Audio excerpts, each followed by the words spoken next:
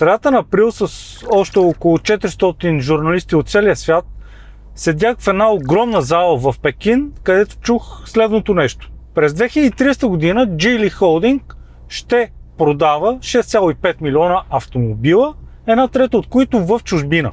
Когато това стане, китайският концерн би трябвало вече да е на 4-то място по големина, а по същото време BYD би трябвало да е изместил Toyota от върха. Ден по-късно правя интервю с шефа на Geely Europe, в края на което той заяви следното нещо. В края на десетилетието ние ще държим 5% пазарен дял в Европа. Естествено въпросът беше Geely или Geely Holding, на който той отговори не, става въпрос само за марката Geely.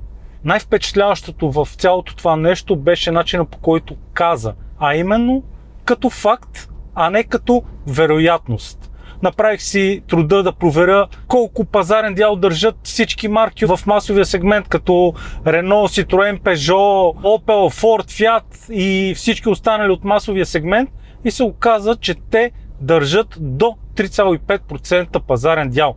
А марка, която е произвела първия си автомобил през 1998 година, казва, че ще ги бие в собствения им двор.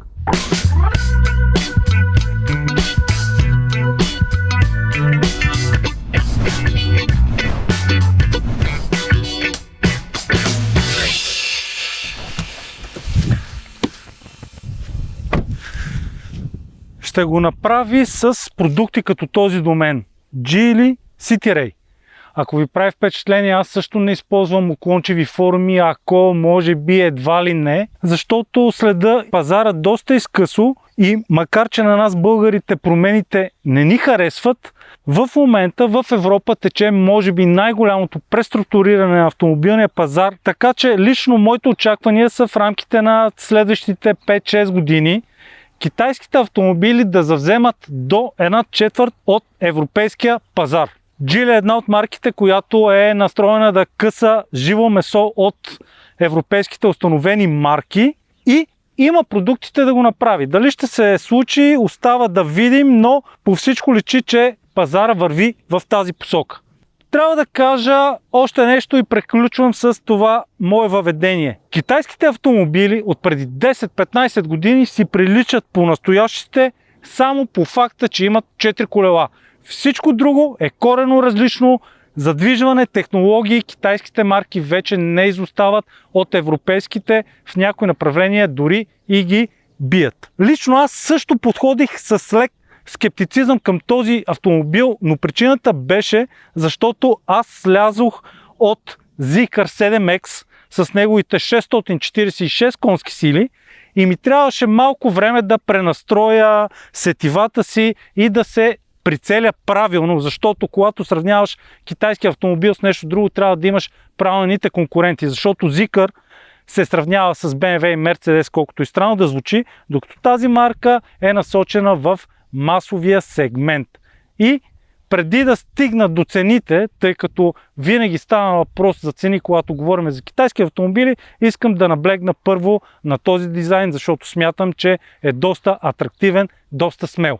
Автомобил от SUV сегмента, но изглеждаш доста агресивно, доста спортно и вижте, имаме дори лип спойлер отпред в черен гланц, но тук се откроява тази доста голяма радиаторна решетка с геометрични форми, разбира се, черен гланц, но на мен най-голямо впечатление, разбира се, ми прави светлинния подпис, LED дневни светлини, LED основен блок, свързани по средата с тези светлинни 6 на брой блокове и това светещо лого, което на мен ми наподобява на емблемата на Cadillac. Спортната тема продължава и в профила, където естествено имаме тази изкосена линия на покрива, но най-вече линията на вратите се изкачва нагоре, така че да получим една купеобразна форма, която още повече се подсилва от факта, че автомобилът е в двуцветно изпълнение. Отново имаме черен гланц по стъклата, покрива, много впечатляващи, готини, спортни, 5-спицови черни джанти с размер 19 инча. Гумите са Primewell, сигурно китайски, за пръв път виждам такива, но впечатление ми прави доста сериозния надвес, което е полезно в градската джунгла. Нещо, което не се вижда, това е платформата BMA 2.0. Споменавам я, защото тя е създадена заедно с европейските специалисти на Geely, което ще рече ерго инженери от Volvo, защото Geely е собственик на Volvo, така че там има ноу-хау, което марката ползва и което трябва да се изтъква, тъй като автомобилът е в чисто DVG изпълнение и по принцип в Европа се смята, че китайските марки не могат да се конкурират в тази посока.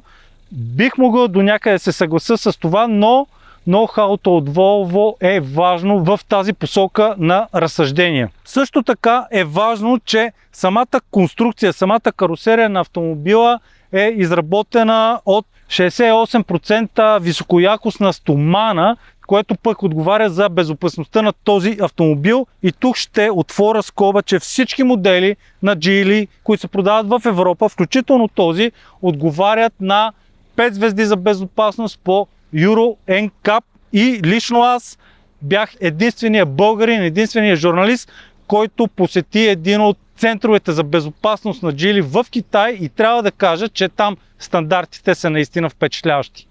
Истинската драма обаче е в задната част, където първо имаме този спойлер. Китайците задължително имат нужда от спойлери, кефи ги и на мен също ми харесва, за да съм честен, с специфична трета стоп светлина, като при спортен автомобил, но този светлинен подпис, който хваща стоповете, съединен с тази светлинна ивица, ми харесва дори повече от предния. И акцента. Забележете какво се случва тук. Това е Chevrolet Corvette Stingray. Или по-скоро Geely City-Ray. 4 ауспухови накрайника. Това нещо го няма при много спортни автомобили. Обаче, това са истински ауспуси, защото от тук имаме една тръба, от тук имаме една тръба с по 2 изхода, така че от тези кюнци наистина излиза CO2. Оформлението на ауспусите е по този начин, тъй като това е най-високото ниво на оборудване, GF+, едно от трите. При другите две нива отново имаме 4 ауспуха, но в двата края на бронята, която отново е в черен гланц, играе роля на дифузьор, което просто е за външен облик, защото тази кола чак такива спортни качества няма. Да отвориме и петата врата. Нещо, което мен ме впечатлява и в багажника, защото тази кола предлага 571 литра товарен обем.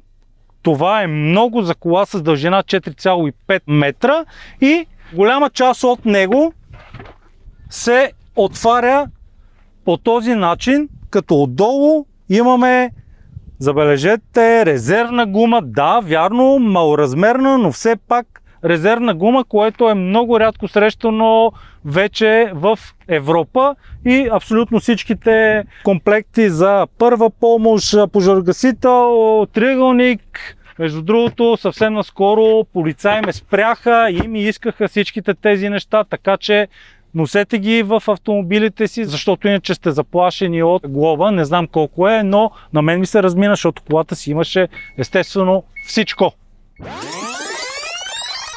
Много тежък капак винаги е добър параметър, защото това значи повече изолация. Иначе, какво да имаме тук?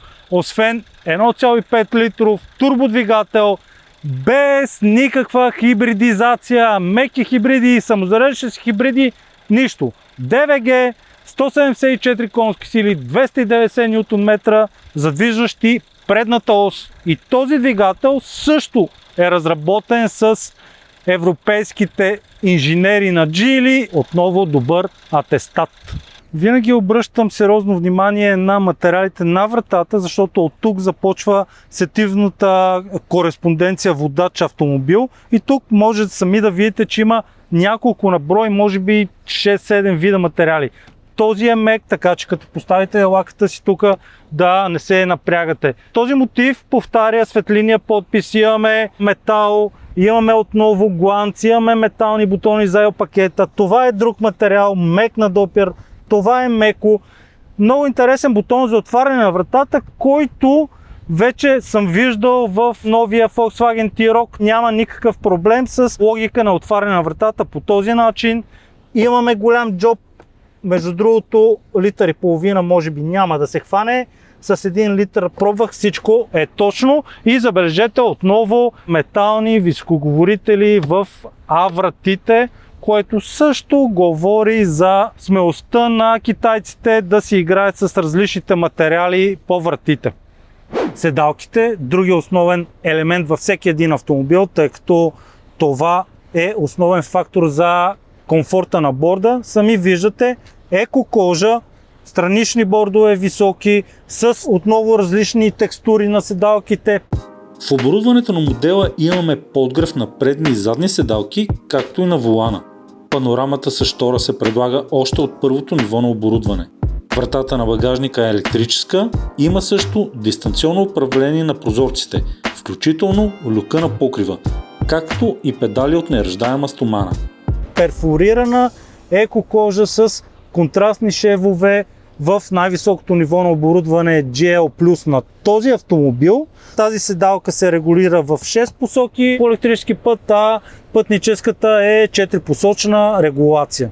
Първото, което прави впечатление, сядайки в интериора на City Ray, това е този спортен волан, отново спортна тематика с скосено дъно, отново черен гланц. Между другото, черен гланц властва и в интериора, но волана е много готин с този захват тук, с перфорирана кожа и с физически бутони, които правят боравенето с основните функции много лесно.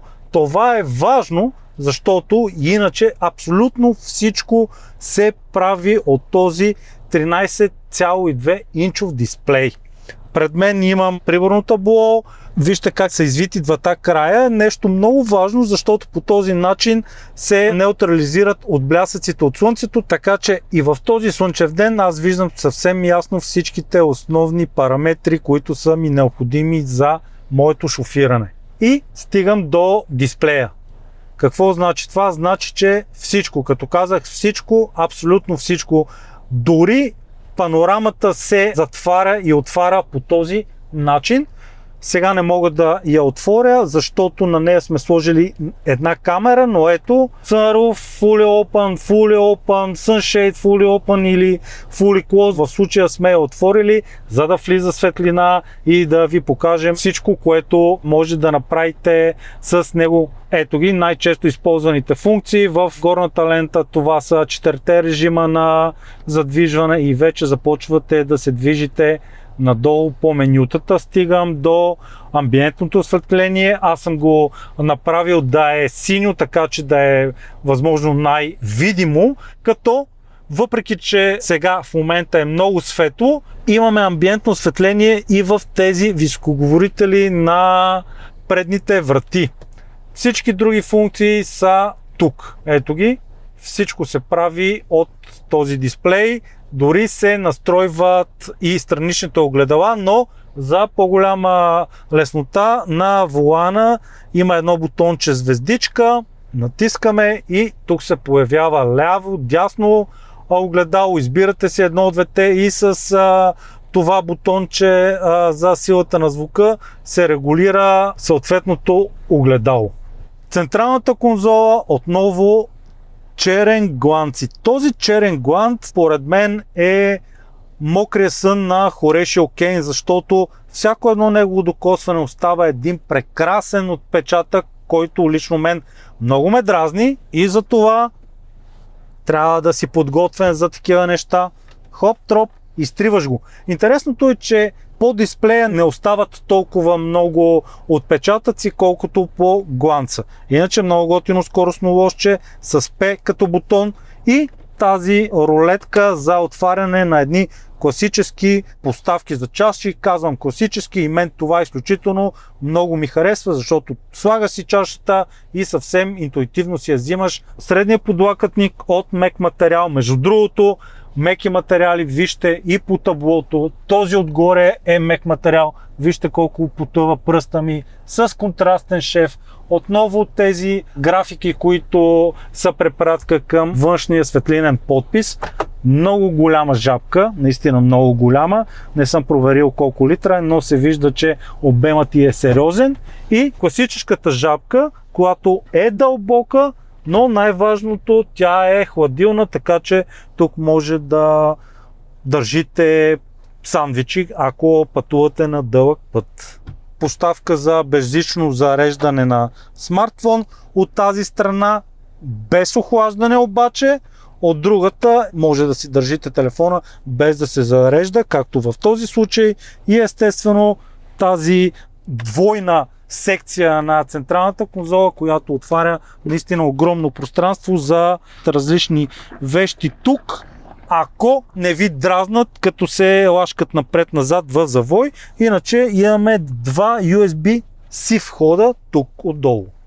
Не очакваш подобно нещо от автомобил с междуосие 2,71 см. Наистина, това е една от най-големите изненади в тази кола, защото отново това е моята позиция, в която шофирам. Пак казвам, аз не съм висок човек, но това е повече от една педия разстояние. Това е гигантско, това пространство е съпоставимо с електрическите автомобили. Знаете там как се опозотворява вътрешното пространство. Вижте, това е кола класическа с DVG. Още повече. Тук го няма традиционния тунел за трансмисията, макар че имаме 7-степенна трансмисия, но това също отваря допълнително пространство. Имаме въздуховоди, имаме един USB-A вход е това. Голяма панорама с подвижна штора, много важно, предната секция се отваря. Вижте сега нещо много просто, което не виждам в доста по-луксозни автомобили, да речем DS номер 8, който карах. Това нещо е драматично лесно да се сложи, за да можеш да си отвориш подлакътника съвсем лесно. Контрастни шевове, наистина много приятни материали, създаващи усещане за уют, ако щете. Тук са скрити скобите за Isofix седалките, ето зад този процеп. Иначе искам да видим и облегалките как се сгъват. Ето, дърпаме и пада. 60/40 е делимостта на седалките и най-важното, образува се равен под, така че при нужда да товарите по-големи предмети, тази греда на штората се маха много лесно, по традиционния начин. Надявам се да харесвате това, което виждате и чувате. Ако е така, подкрепете ни, абонирайте се за канала ни и ударете едно пръстче нагоре.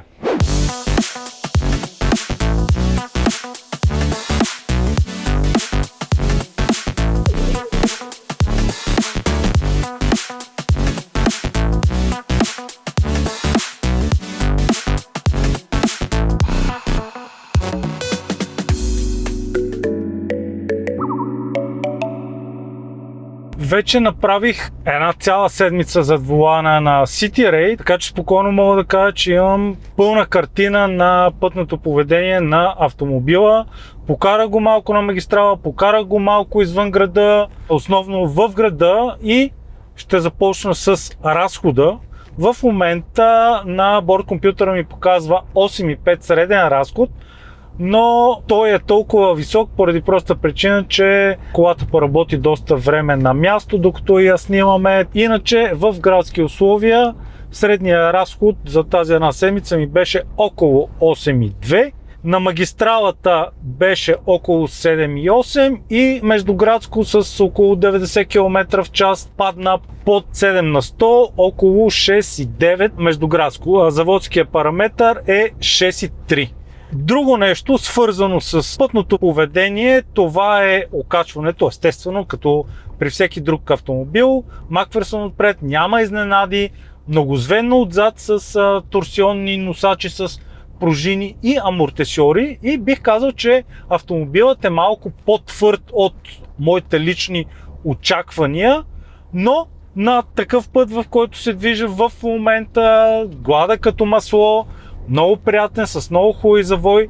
Автомобилът се държи изненадващо добре, без да се накланя в завой, като в момента, макар че пътният му просвет е цели 185 мм, казвам цели, защото това е висок параметър за градски кросовър, но пък от друга страна това нещо помага изключително много в градската джунгла, квартал Борово. Много често се налага да стъпваш на бордюрите, за да намериш място къде да паркираш. Съжалявам, но това са условията в София, не съм ги избирал аз, така че да, 185 мм са доста добър показател за качване на бордюри, както и високите преден и заден надвес. Много рядко, наистина изключително рядко в днешно време се случва да карам нов автомобил без никаква хибридизация, което в случая за мен е, да речем,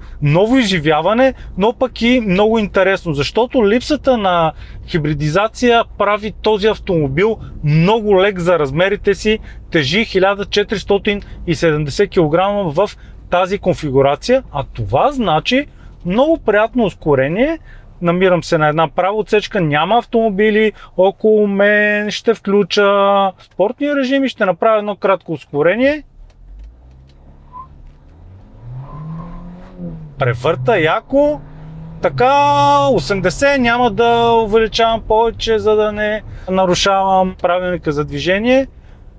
Автомобилът се усеща много пъргав. Дори и самия показател от 0 до 100 за 7,9 е доста приличен параметър за двигател без допълнителна хибридна помощ, само с ДВГ и с 174 конски сили, така че като ускорение бих казал супер, и то най-вече заради сравнително ниското тегло. Наистина в днешно време тегло под 1500 кг е абсолютна рядкост, така че по този параметър City Ray се представя супер. За това му представяне спомага и трансмисията 7 степена с двоен мокър съединител, която сменя предавките изключително бързо за 0,2 секунди. В градски автомобил, пак казвам, това е отлично.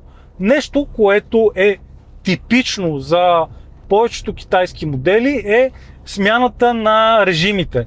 Когато преместите лоста напред и назад, той винаги, абсолютно винаги минава през N. Т.е. трябва да го бутнете два пъти напред или да го дръпнете два пъти назад, за да превключите на режим за движение назад или съответно на драйв режим.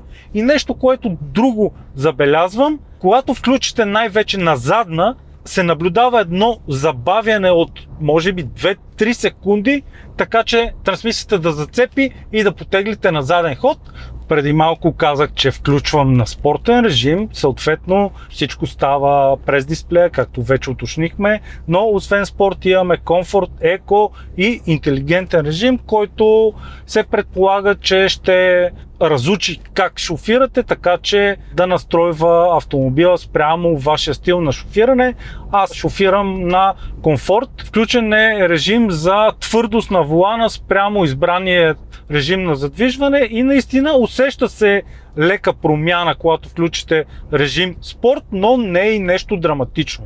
Вече свикнах и с дисплея, между другото става доста бързо. Свикнах да изключвам някои от системите преди да потегля, защото по време на движение се изисква отклоняване на вниманието от пътя, изисква се да влезете в различни менюта и подменюта, което естествено не е особено комфортно, когато се движите, но това, което мен най-много ме напрегна в този автомобил, това е системата за предотвратяване на челен сблъсък. Тя засича препятствия много често, които по принцип не са заплаха за мен, но системата решава, че са заплаха и бие спирачки вместо мен, което изключително много ме напряга, така че всеки път, когато потеглям, аз я изключвам тази система, защото не искам автомобила сам да решава кога да упражнява спирачно усилие, да бие спирачки и то става много рязко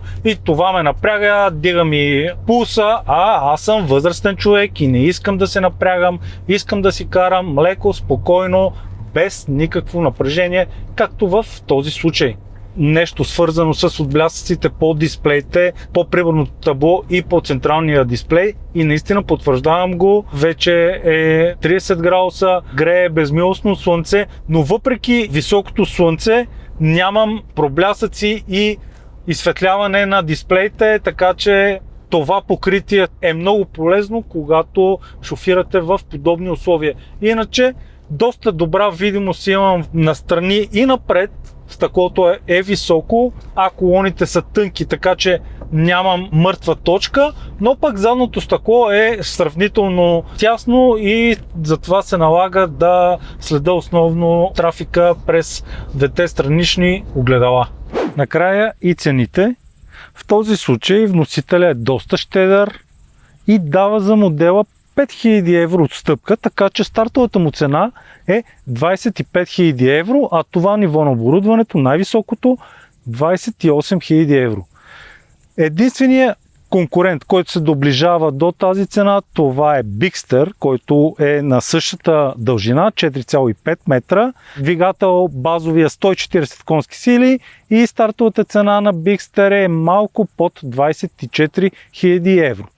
Ако погледнем в друга посока, да речем Tiguan, същите размери, 1,5 двигател, 150 коня, там цената вече е близо 40 000 евро.